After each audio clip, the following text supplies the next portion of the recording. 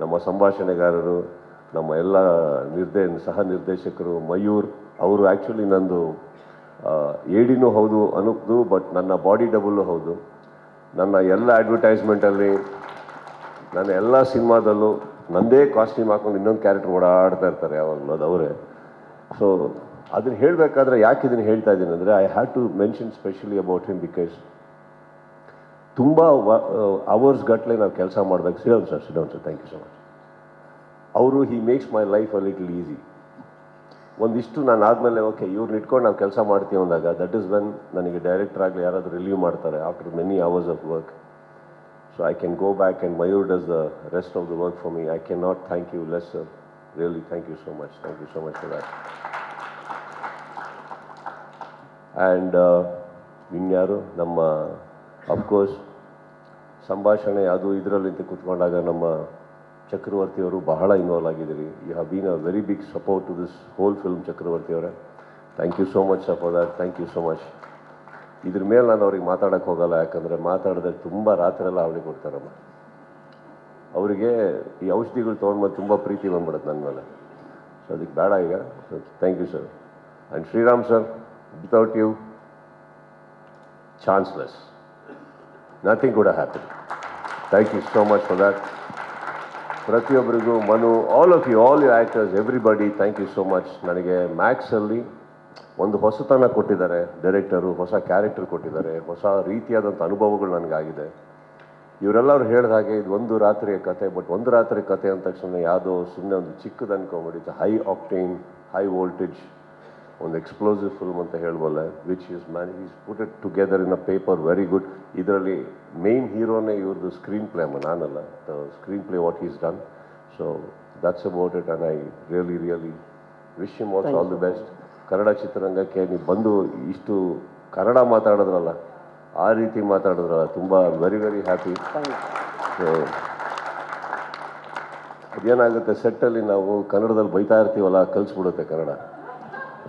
So ಅವರು, and I wholeheartedly welcome you, Danu sir, into Kannada film industry. There are lots and lots of fantastic actors in my state, sir. I really wish that you do more films here with almost every actor, and I wish this Kannada industry gives you a bigger fruit than any other industry put together. And I wholeheartedly, on behalf of my media, my industry, welcome you into this industry. Thank you so much. Announced recently ಮಾಡಿದ್ರು that it's releasing on 25th, and ನನ್ನ ಪ್ರಕಾರ it's a very great day and a good day. So looking forward to it. I'm looking forward to it, man. That's it. Thank you so much for having me here. Thank you so much, Kichcha Sudeep sir. ಇದೀಗ ಮಾಧ್ಯಮ ಮಿತ್ರರು ಪ್ರಶ್ನೆಗಳನ್ನು ಕೇಳುವಂತಹ ಸಮಯ. Mic ಬಂದಿದೆ ಅಲ್ಲಿ. Okay, ದಯವಿಟ್ಟು ಮೈಕಲ್ಲೇ ಕೇಳಕ್ಕೆ ಹೇಳಿ please.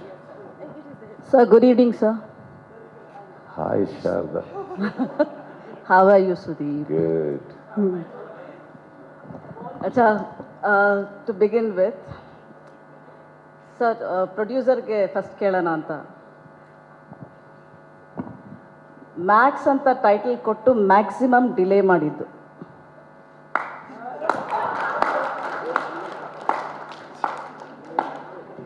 What a positive start.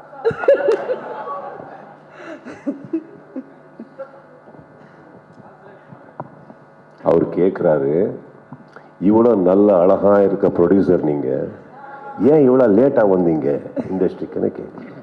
Industry ಅಲ್ಲ, ಮ್ಯಾಕ್ಸ್ ಫಿಲ್ಮ್ ಡಿಲೇ ರಿಲೀಸ್. எப்பவுமே சார் ஒரு நிமிஷம் இது எல்லாம் ஒரு குரூப் மீடியா சார். அது தனியான ஒரு மீடியா. அது அந்த அது அது மேடம் அங்கே இருக்காரு, கிளாமர் அங்கே உட்காந்துருக்காரு. மேடம், நீங்கள் கேட்டிருக்கீங்க, ஒரு படம் எடுத்து அது சரியான நேரத்தில் தான் நம்ம திரையிடணும். சார் இல்லை இது வந்து லேட்டே கிடையாது. இது 5 லாங்குவேஜில் நாங்கள் எல்லா வகையிலையும் டெக்னிக்கலாக பண்ணி 3 டீம் சிஜி குரூப் ஒர்க் பண்ணினுங்கிறாங்க. இது சாதாரணமாக நீங்கள் படம் ஃபஸ்ட் காப்பி பார்க்கும்போது நீங்கள் என்ஜாய் பண்ணுவீங்க. இது காலதாமதமே கிடையாது. இது 2 வருஷம் 3 வருஷம் இருக்கிற கிடையாது. இது 140 நாளில் தான் நாங்கள் படமே ஷூட் பண்ணோம். ஆனால் போஸ்ட் ப்ரொடக்ஷன், ப்ரீ ப்ரொடக்ஷன் இதோடு மட்டும் இல்லாமல் தேதி தான் முக்கியம்.